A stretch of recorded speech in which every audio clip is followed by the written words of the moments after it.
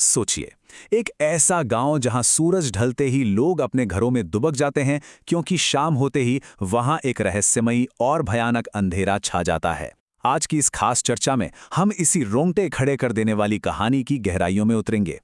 हम बात कर रहे हैं नीमखेड़ा की। ये सिर्फ कोई भूत प्रेत का किस्सा नहीं है, बल्कि ये सिस्टम की नाकामी और हम इंसानों की बेरुखी का एक ऐसा काला सच है जो आपको अंदर तक झकझोर देगा। तो चलिए, बिना वक्त गवाए इस रहस्यमयी सफर पर चलते हैं।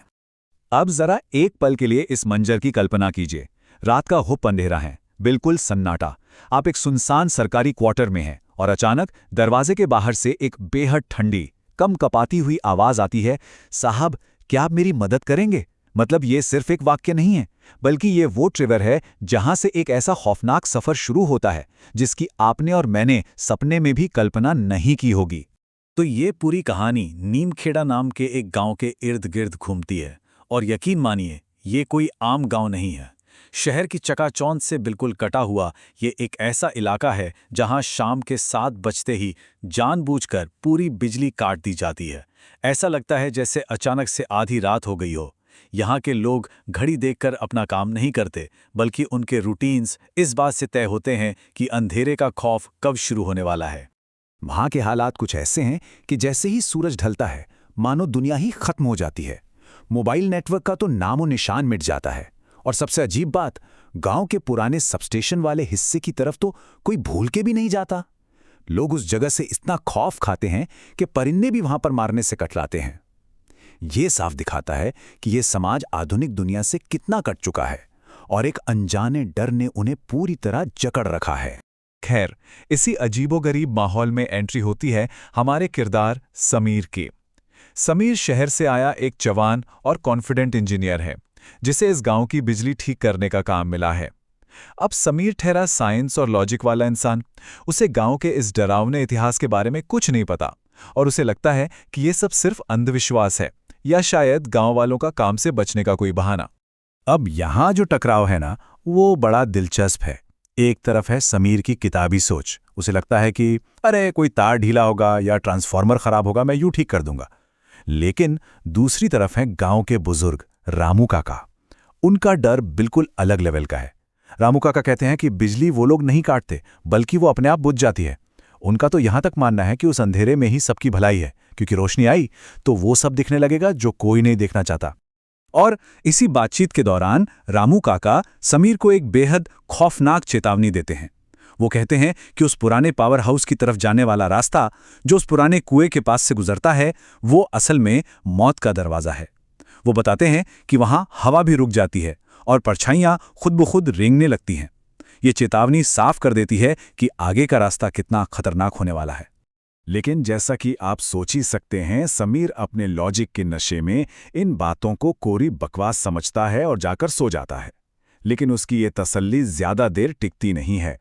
रात के उस भयानक सन्नाटे में कुछ ऐसा होता है जो किसी के भी होश उड़ाने के लिए काफी है।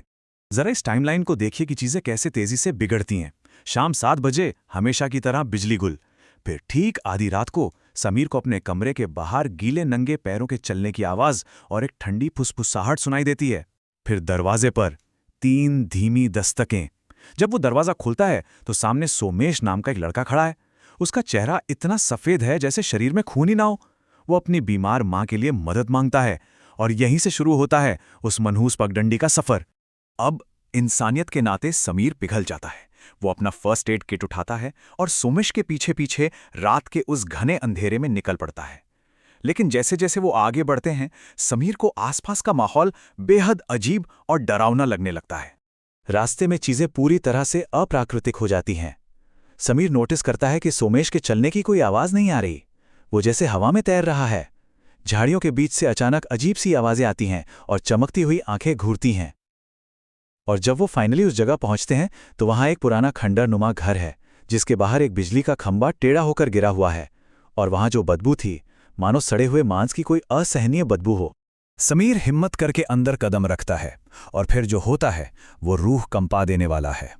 जिस बीमार मां के इलाज के लिए वो वहां गया था, धूल और जालों से भरे उस कमरे में चादर के नीचे से जो चेहरा बाहर आता है, उसकी त्वचा बिल्कुल राख जैसी थी, आंखें एकदम धसी हुई, लंबे काले नाखून और शरीर ऐसा जैसे सिर्फ हड्डियों का ढांचा हो। और फिर वो बूढ़ी औरत समीर से कहती है कि अब दवाइयों का नहीं बल्कि हिसाब का वक्त आ गया है। अब यहाँ आकर दिमाग पूरी तरह चकरा जाता है। समीर को एहसास होता है कि वो एक बहुत भयानक जाल में फंस चुका है। और सबसे बड़ा सवाल ये खड़ा होता है कि अगर वो भयानक औरत माँ है तो फिर वो शख्स कौन था जो समीर को वहां तक लाया? वो सोमेश जो अचानक कमरे से गायब हो चुका था और अब दीवार पर सिर्फ एक परछाई बनकर रह गया था, वो असल में कौन था? वो परछाई जो असल में सोमेश की आत्मा थी, वो अब उस खौफनाक राज से पर्दा उठाती है। वो बताती है कि ठीक 2 साल पहले उस पुराने पावर हाउस पर असल में हुआ क्या था। और सच कहूं तो ये सिर्फ भूतों की कहानी नहीं है, बल्कि एक ऐसा दर्दनाक सच है जो दिल दहला देता है। हुआ ये था कि 2 साल पहले घर के बाहर वो बिजली का खंभा गिरा और सोमेश हाई वोल्टेज नीली बिजली की चपेट में आ गया। उसे तड़पता देख उसकी माँ उसे बचाने दौड़ी और वो भी उसी करंट का शिकार हो गई। लेकिन इस पूरे हादसे की सबसे डरावनी बात क्या थी? गांव के लोग, वो वहां खड़े बस तमाशा देखते रहे। किसी ने बिजली काटने या उनकी मदद करने की थोड़ी सी भी जहमत नहीं उठाई। अब ये दोनों भटकती आत्माएं हैं जिन्हें मुक्ति के लिए एक इंसानी बलि चाहिए, कोई ऐसा जो अपने हाथों से उस लाइफ तार को छुए। और इसी भयानक दर्द से ये लाइन निकल कर आती है, खामोश रहना भी एक जुर्म है। सोचिए जरा, ये बात कितनी गहरी है। जब कोई इंसान आपके सामने तड़प रहा हो और पूरा समाज सिर्फ मूक दर्शक बनकर तमाशा देखे, तो वो खामोशी कितनी जानलेवा हो सकती है। इन आत्माओं का ये बदला असल में उस समाज की बेरुखी और अनदेखी के खिलाफ है।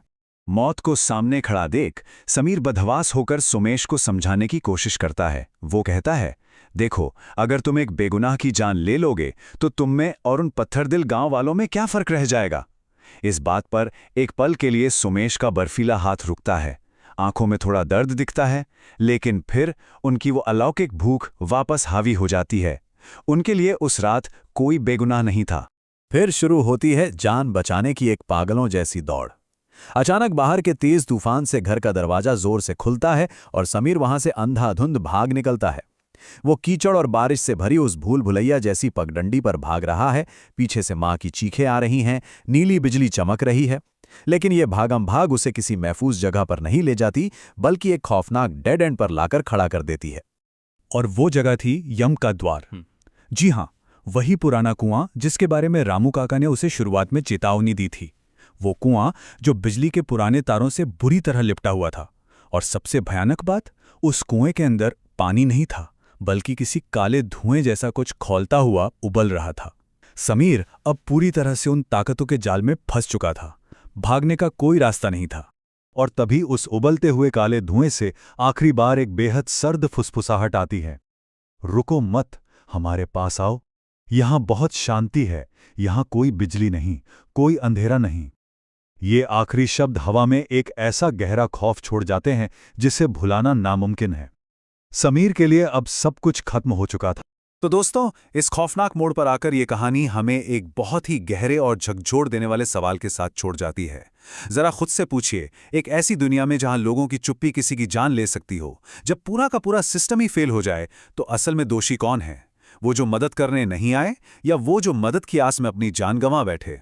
ये एक ऐसा सवाल है जिसका जवाब शायद नीमखेड़ा के उस अंधेरे सन्नाटे में ही कहीं दफन है। इस विश्लेषण में हमारे साथ जुड़ने के लिए बहुत बहुत शुक्रिया। मुझे यकीन है कि ये कहानी आज आपको सोचने पर जरूर मजबूर करेगी।